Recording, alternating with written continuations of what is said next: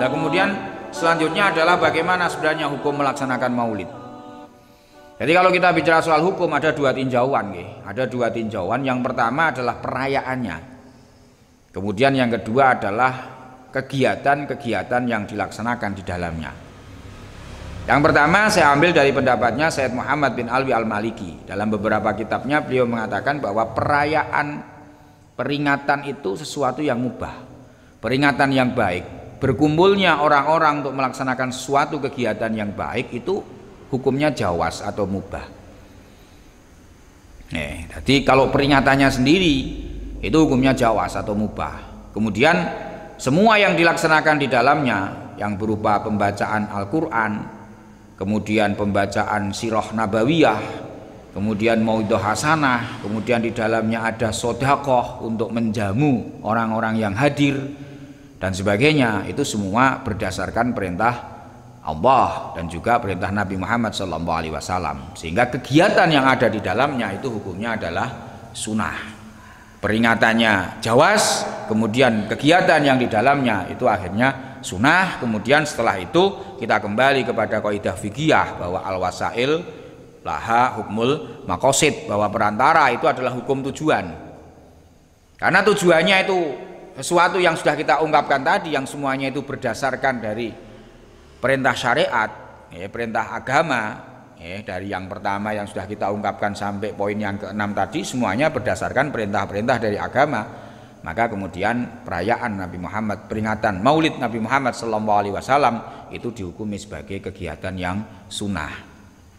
Banyak ulama yang mengatakan kegiatannya sunnah. Jadi yang mengatakan bahwa peringatan Maulid Nabi Muhammad SAW itu sunnah itu adalah mengkolaborasikan antara peringatan dengan kegiatan yang ada di dalamnya.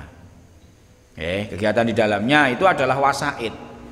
Wasaid itu adalah alat perantara. Nah, kemudian tujuannya seperti yang saya ungkapkan tadi dalam kaidah fikih bahwa wasaid itu fi hukmil maqasid, bahwa perantara itu berada pada hukum tujuan. Kalau kita bicara kaidah fikih ini seperti pendirian madrasah, pendirian TPQ, itu hukumnya bagaimana? Ya mengikuti hukum TPQ-nya, kan begitu.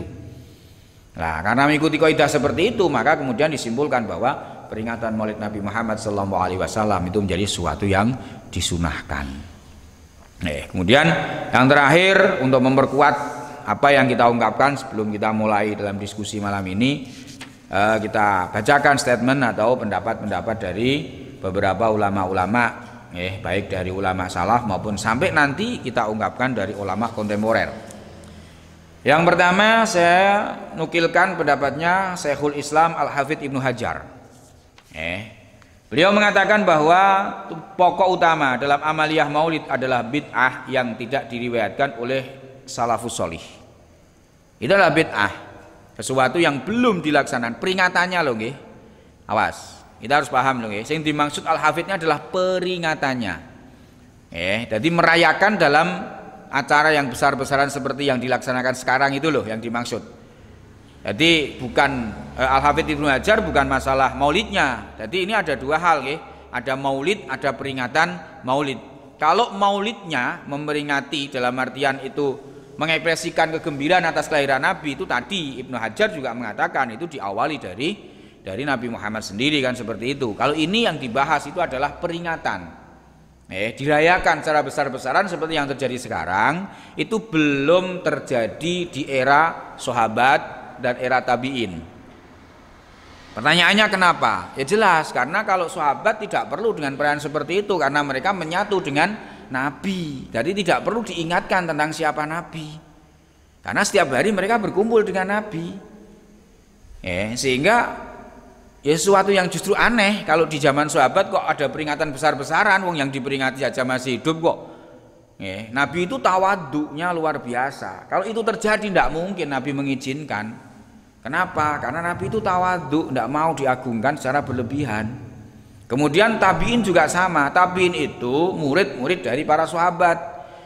Sehingga mereka mengenal Nabi seperti ketika Nabi masih hidup karena mereka mendengarkan langsung dari orang yang bersama dengan Nabi.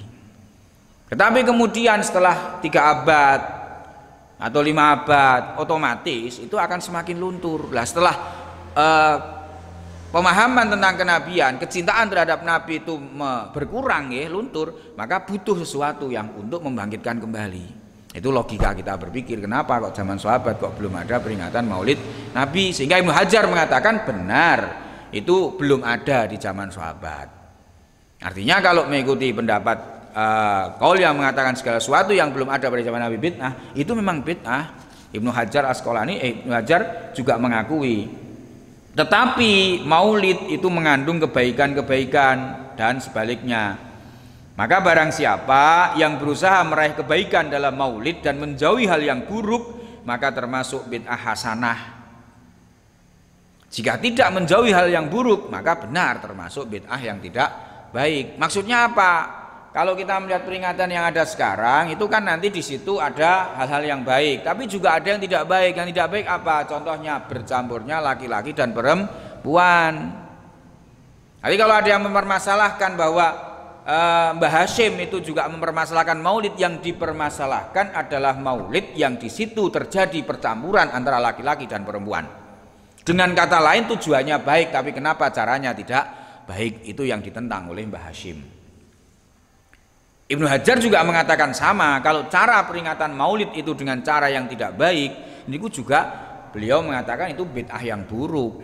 Artinya apa? Peringatan dari Ibnu Hajar peringatan dari Syekhul Islam Al-Hafidz Ibnu Hajar ini harus kita jadikan acuan bahwa untuk pelaksanaan maulid yang sesuai dengan apa yang dikehendaki para ulama itu adalah peringatan maulid yang di dalamnya tidak ada perkara yang haram, tidak ada perkara yang mungkar. Itu pendapat dari Ibnu Hajar. Jadi Ibnu Hajar mengatakan benar bahwa itu belum ada di zaman sahabat, tetapi ketika yang dilaksanakan di dalamnya itulah suatu yang baik, maka itu menjadi suatu yang baik, yang mendapatkan pahala.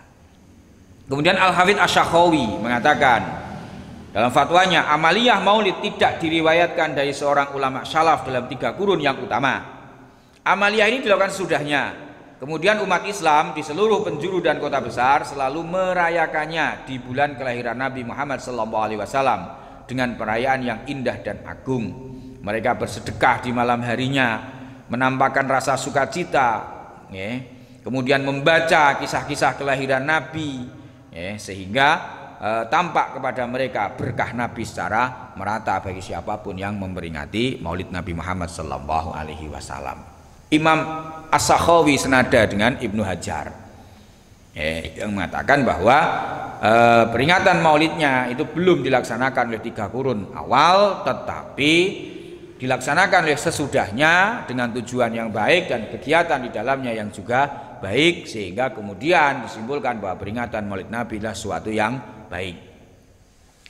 Kemudian dari era kontemporer, Said Ramadan Al-Buti, mufti dari Syria, mufti dari Suriah, ini mengatakan bahwa perayaan Maulid Rasulullah adalah semangat sosial yang bernilai agamis, sesuatu kebiasaan sekelompok manusia yang di dalamnya itu ada sesuatu yang berupa kegiatan-kegiatan keagamaan.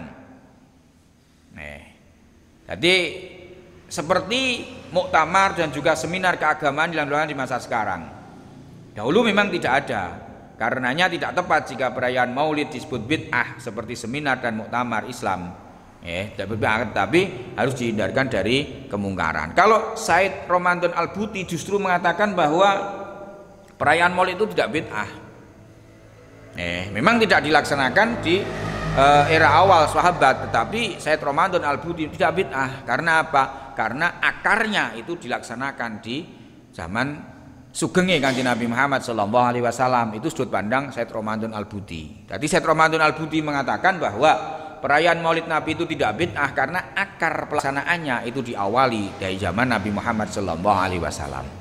Itu sudut pandangnya. Ini berbeda dengan sudut pandang dari Ibnu Hajar dan juga Al-Hafidz As-Sakhawi. Kalau Hafidz As-Sakhawi itu melihat bahwa perayaannya, bentuk perayaannya belum terjadi. Tapi kalau Syekh Said Ramadan Al-Buti ini melihat dari akar, akar peringatannya itu sudah ada sejak zaman Nabi Muhammad.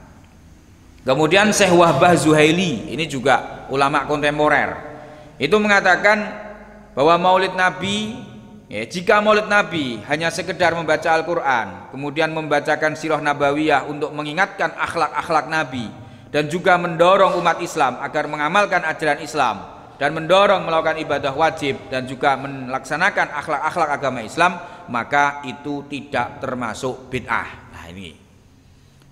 Jadi pendapat Syekh Ramadan Al-Buti itu didukung oleh pendapat Syekh Wahbah Zuhaili. Yang mengatakan bahwa apa yang dilaksanakan di dalamnya itu bukan suatu yang bid'ah. Jadi beliau melihat sesuatu yang di dalamnya. Jadi bukan kemasannya, tetapi isinya yang dilihat oleh Syekh Ramadan Al-Buti dan juga Syekh Wahbah Zuhaili. Yang terakhir dari Syekh Ali Jum'ah Mufti Mesir. Itu juga mengatakan bahwa perayaan Maulid Nabi termasuk amal yang paling utama dan ibadah yang paling agung saat ini. Karena maulid merupakan ungkapan rasa senang dan cinta kepadanya. Sedangkan mencintainya termasuk salah satu pokok dari keimanan kita sebagai orang Islam. Itu pendapat-pendapat dari ulama yang kita tahu semuanya adalah ulama swaja. Nah kemudian ada lagi pendapat dari Ibnu Taimiyah. Ibnu Taimiyah ini adalah seorang ulama yang sering dijadikan rujukan oleh teman-teman kita orientasi lain. Beliau mengatakan begini,